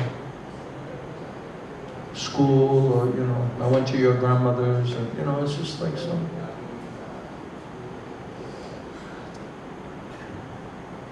Am I getting in trouble? Is it not true what I'm saying? So what's going to be the topic with our satsanga? What are you going to talk about? The soul? The needs of the soul? Sanatana Dharma? Fourth dimensional topic? Shuddha Bhakti? Sanatana Dharma? No, nothing like that. So, to answer the question, we're going to serve in some family, but it's either Krishna's family or Maya's family. Right? And then Krishna, he sends a guru. Guru Samsa means Krishna Samsa. By mercy of Krishna, you get a guru. By mercy of guru, you get Krishna. So if we don't learn how to serve in the guru samsa, how we're going to serve when we go back to Godhead? Where will we learn how to serve? We get like no training. It's like a servant who has no training. Right? And then you send him to the Prime Minister, to the President's palace, to the White House. Of course, Biden won't know either way,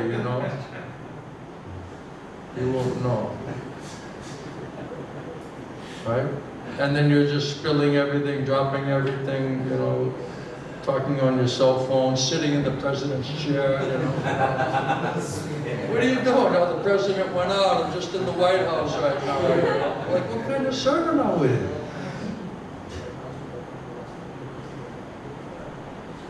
We'll figure it out when we get there. We're going to be like that kind of servant. We'll figure it out when we get there. All right? Any other points? Yeah? I don't want to take too much advantage of your time. I don't want to give you indigestion. Yeah? If I'm asking Krishna what he wants me to do, and I get some answer, but then Krishna's talking to you? You got the answer from Krishna? He's talking to you? how do I know? Is it my mental speculation, or is it coming from So Krishna? why, if you're not convinced, then why you say Krishna's talking to you? If Krishna wants to tell you, won't he convince you? Do you think Krishna is going to tell you in such a way that you're not sure that it's Krishna?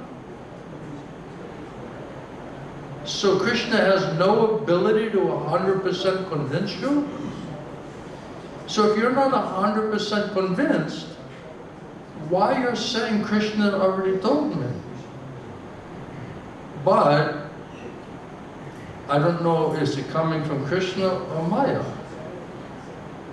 That means you're not 100% convinced. So why are you saying Krishna told me? Why are you saying that came from Krishna? If Krishna wants to convince you, he'll 100% convince you, without any doubt. And if you are not 100% convinced, unflinching faith in Guru, Sadhana, and Shastra, and Krishna, that means you're listening to Maya. You don't know how to listen to Krishna. You don't have sufficient faith, you don't have sufficient dependence, you don't have sufficient purity to hear Krishna's instructions. You need a guru to qualify you, so you can hear Krishna. Otherwise you're acting as own guru. And speculating and saying, oh, Krishna telling, pounding the heart, yes, Krishna telling. This is not science. It's a mental speculation, philosophical speculation. It means you don't know. Philosophical research work means you don't know. Wishful thinking, pie in the sky, castles in the air, pigs flying. Is that one of those things? Maybe not. Pigs flying. Did I answer that question? What do you think? My friend, did I answer that question? It looks pretty clear. Looks pretty clear. You were chanting out here before, right? Before we came? Those other, what is the name? Vinayak. Vinayak. Vinayak? Vinayak. Vinayak. Vinayak. Vinayak. Vinayak. Yeah. With a K. Yeah. Vinayak. I'm sorry, I'm old, so I'm a little deaf. So, you were chanting very nicely. I really appreciated your chanting. I was listening. I was thinking, this person really, he's praying to Krishna. He's really chanting. I appreciate that very much. It's a serious chanting. And I was thinking, this is not any of my people, you know. This is some new person who's come. No offense, you know, no offense to anybody. But some different kind of energy and effort. So very distinct. So I appreciate that. Thank you for that kind of chanting. And if you keep chanting like that, you're going to convince Krishna, and Krishna's going to help you. 100% sure. You chant like that, Krishna will absolutely help you. Because you're really trying to somehow reach Krishna. Right? No? Do you want Krishna? I think so. Otherwise you cannot chant like that.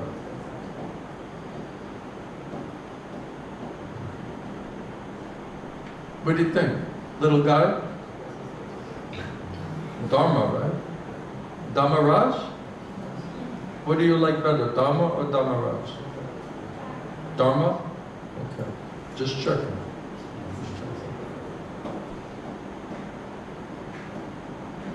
Any last thing? So this was a very light-hearted discussion. Very light topics, subject matter. But it's all her fault because she started off with Sharanagati. So she picked the conclusion, the point, the purpose. Krishna says, by all the Vedas, I am to be known. I'm the compiler of the Vedanta. So by all the Vedas, the whole point and purpose of the Vedas is to know Krishna and to surrender to Krishna. That's, Prabhupada said, that's a spiritual perfection. If you can understand how and where Krishna is manifesting, if you can, by Krishna's mercy, if you can understand how and where Krishna is manifesting and for what purpose, then when you leave this body, you'll go back to Godhead. Is it Janma, Karma, Chame Divyam, Evam Yo Gati Tatvata? Is that right? Kyakva Deham Puna Janma Naiti Mam Sovajuna. Right? Prabhupada said that's the perfection of religion. And Krishna said if you come back there, you never have to come back down here again. So if we cannot understand where Krishna and how Krishna is manifesting in our life, inside and out, and through the Shastra, that means we did not get Krishna's mercy. That means we're not serious enough. Then how we think when we leave this body, we're going to go back to Godhead. With a heart filled with sinful desires and sinful reactions. Without the work being completed. And without those two mercies, Guru and Krishna, impossible to complete that work. It's so funny in ISKCON, if somebody dies, they leave the body, everyone, oh, now they're with Prabhupada, you know, now he's finally with the Krishna, Radha Krishna, right? Why, how everyone's just assuming all of this thing, you know? It's unbelievable. Why? Just because you died? Right? The work is not even closely completed, right? Well, what's your claim to fame? He died. Well, everybody's dying. Right? Oh, now they're with Prabhupada. Now they're in some Leela preaching in some other, you know, atmosphere and, you know, solar system. And so, wow, that's pretty wild speculation, man. You know? How do you know all of that, you know? Now he's serving with the gopis and the Radha Krishna and Goloka Vrindavan, right? The guy was like 2 weeks ago offending everybody, you know?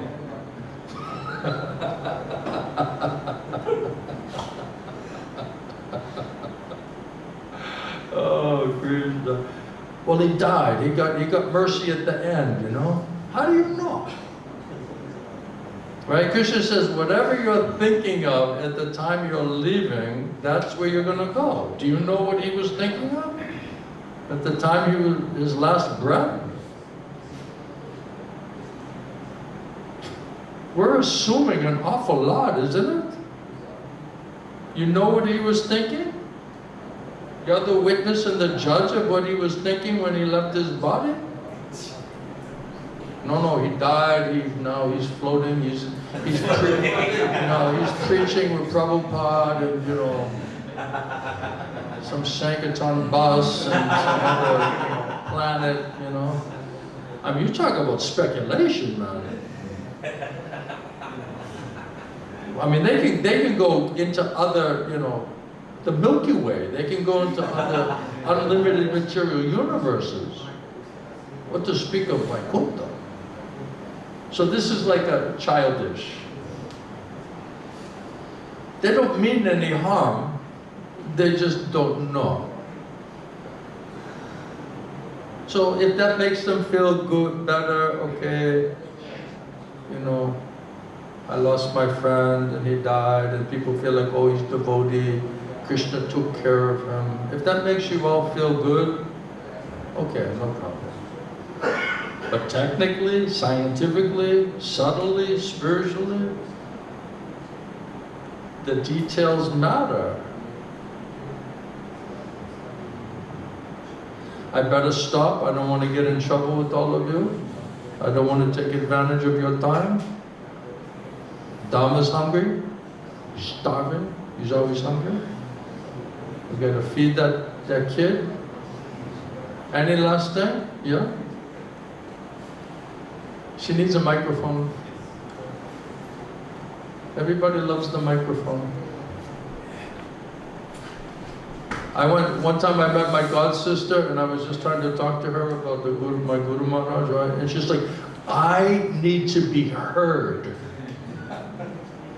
That's what she started off, you know? And I said, yeah, we're having conversation. When you have conversation, you talk back and forth, you know? And, you know, and she's like, no, I need to be heard. So I said, okay, what do you want to talk about? So everybody wants to be heard. But Prabhupada said there's only 3 things to be heard. Krishna, Krishna Parampara, and the Shastra. That's absolute. Everything else is Maya, more or less. It's very strict, right? It's very narrow. Not many people, they want that. No, I'm devotee, I have my realization, I have my feelings, my emotions, right? I have something to say. And sometimes most times I listen. Sometimes I ask, okay, you want to say something? Yes. Okay. Can I just ask one small question? Is what you're gonna, and I'm not saying this to you. Don't misunderstand what I'm saying. Do you understand my English? Don't misunderstand what I'm saying. So, I asked the devotee, okay, when you go to speak right now, what you're going to tell me, is it coming from Krishna or is it coming from Maya? And he's like shocked by this question, you know? Because he so much wants to say something. So my only question is your intelligence, mind, senses, feelings, emotion, and topic, is it coming from Krishna or is it coming from Maya?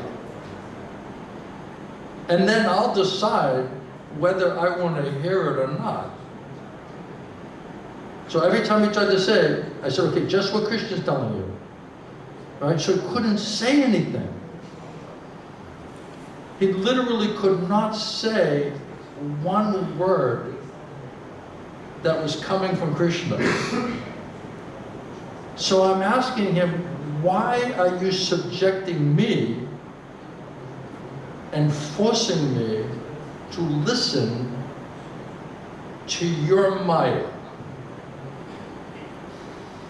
And why are you expecting me to just patiently listen to it endlessly when you have no desire to get out of it, and you're not asking how to get out of it? Then you're wasting my time. Right? I don't want to waste my time anymore with you. I already know your problems. I already heard your doubts, your questions, your history, everything. I can tell you, like I told my father, I can tell you also what is your life. You think I didn't listen to you?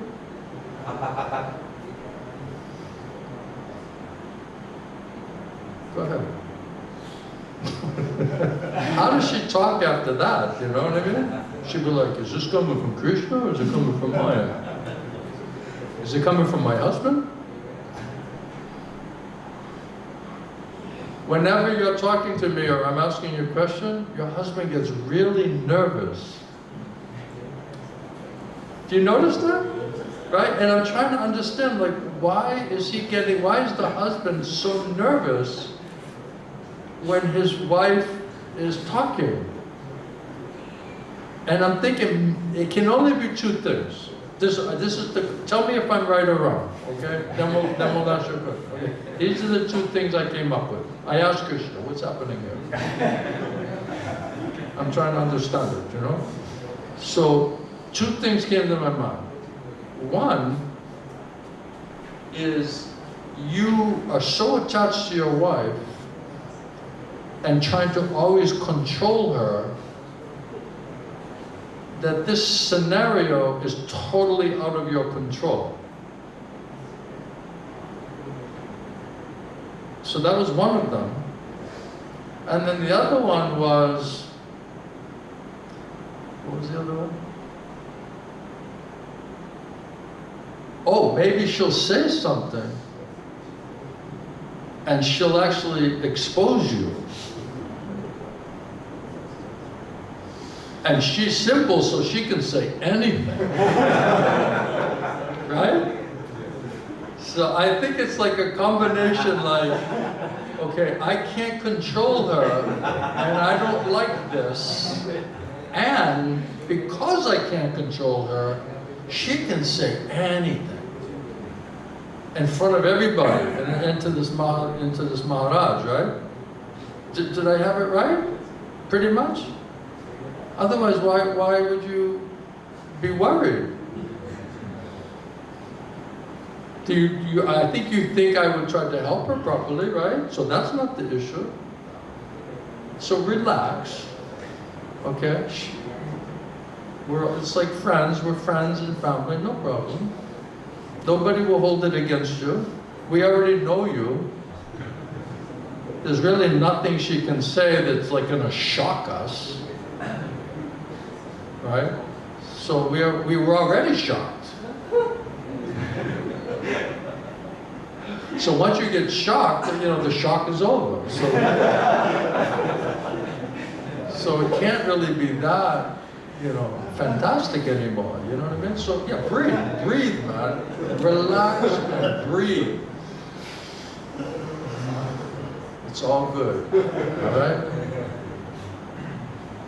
Now she feels more relaxed to speak, right?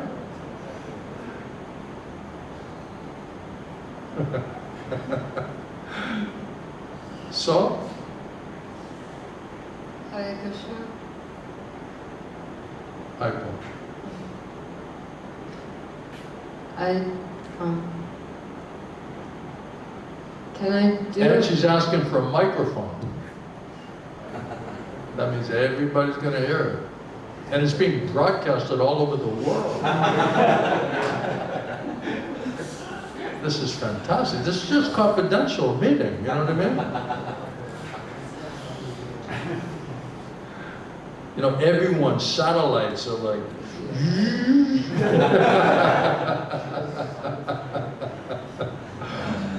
It's not like that, I'm just joking, you know. So... How can I become more serious and sincere to follow you? What was that? How I can become more serious and sincere to follow you? Get tired of following your stupid mind. You're being tortured, right? Listening to the mental speculation. You need the better information. Don't you want the better information? And then he's worried that what if somebody else gives better information than me? Then I'm not her guru. That means then I have to let other people help her.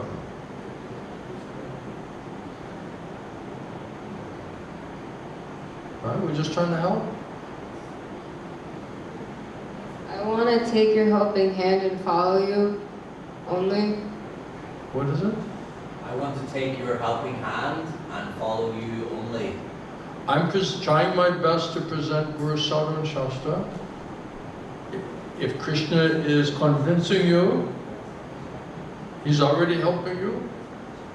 So just take the help, cooperate, participate, try your best.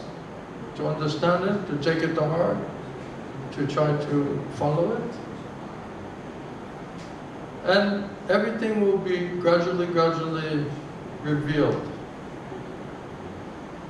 I always say, it took us a long time to get in trouble. So it's going to take some time to get out of trouble. So you have to have a reasonable expectation. You cannot expect overnight sensation. So, buckle in. Right? It's a journey, it's a process. Try to pray for power of tolerance, patience, to go through the process. We cannot cheat the system, right? And just take one day at a time. Don't think, okay, where am I going to be 5 years from now, or 10 years from now, or 20 years from now? You'll drive yourself crazy. Just, you have some plan, you have some instruction. Just every day, just try to do nicely, in a pleasing way, right consciousness, right motivation, for pleasure of Guru and Krishna, to get mercy. And just take it like that every day. Try to do better. Whatever mistake you made yesterday, try not to repeat it the next day. Right? Prabhupada said, try to improve yourself. Learn what works, what doesn't work, and try to adjust. What's working, what's not working. And try to improve. Get some good advice, encouragement, support system. Stay engaged as much as possible. Otherwise, we're just sitting there with our crazy mind. Right? Idle mind is the devil's workshop. Otherwise, you're waking up and you're like, oh, good morning, mind. What should I think and do today? Oh, since you're asking me. So we just say, okay, Guru Krishna expecting this from me today. I already have my instruction. Try to chant sincerely. Go to the programs, hear Hari-katha Krsna-katha. Serve the devotees nicely. Like this. And just do every day. Then all of a sudden now, 1 week went by, 1 month went by, 1 year went by, gradually. And what you need, just have faith that Guru Krishna will adjust it. As you're adjusting, they'll adjust it to help you accordingly. Like a doctor. Right? Expert treatment program. First you need a good doctor, and have faith in the doctor, have faith in his treatment, his medicine, get your practical experience, that how it's working, that it give you faith, and proceed like that. And the more you get success, the more these things are confirmed, the more that you're getting faith, the more seriously you'll accept the process. Day by day. All right? Don't be pessimistic. Right? We are not going to do this on our own. All right? We just need a lot of mercy. Try to just deserve and cry for mercy from Krishna, Mahaprabhu, Mahaprabhu's devotees, Vaishnavas, right? Just try to give mercy. Sometimes people say, Maharaja, I'll pray for you, I say, great, fantastic. If I have everybody praying for me, that will help me. Then I get as much mercy as possible. That's the way to think like that. Alone, what are we going to do? We're powerless, we're foolish, useless. What are we going to do? We need mercy. So act in a way to deserve and to cry for mercy. Then, what seems impossible will become possible. That's the power of that mercy. What's impossible will become possible. And without mercy of Guru Krishna, you cannot put faith in that instruction, that the impossible will become possible. If you have faith by mercy of Guru Krishna, then you can believe that and have faith in that. But alone, what are we going to do? How far will we go? All right? Okay. All right, I think that's enough. Thank you everyone very much. Shri Gaurnitai ki, Srila Prabhupada ki, Srila Govinda Swami ki, Srila Gurudev ki, Samaveda Bhaktivinoda ki, Gaur Premananda. Исполнено слава Кришна Махараджа ки. Srila Prabhupada, Srila Gurudev ki.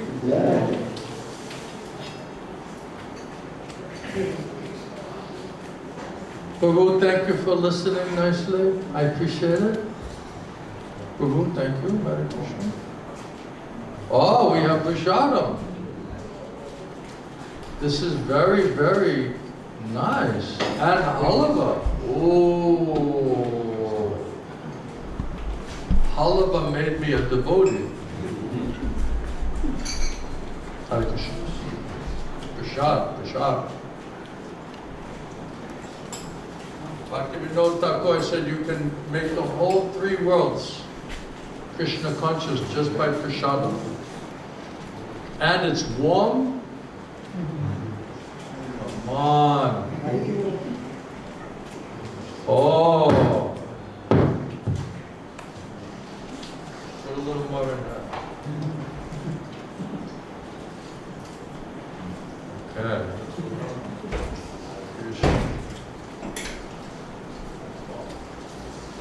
Mataji, please come. Your spirit souls also, you know.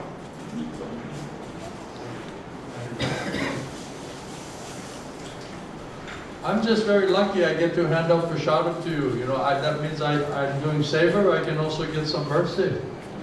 Right? This is Jagannath's mercy. So I'm trying to make sure you get some mercy. I have no mercy alone, right? Oh, I'll give you mercy. No, it's Krishna, Jagannath mercy.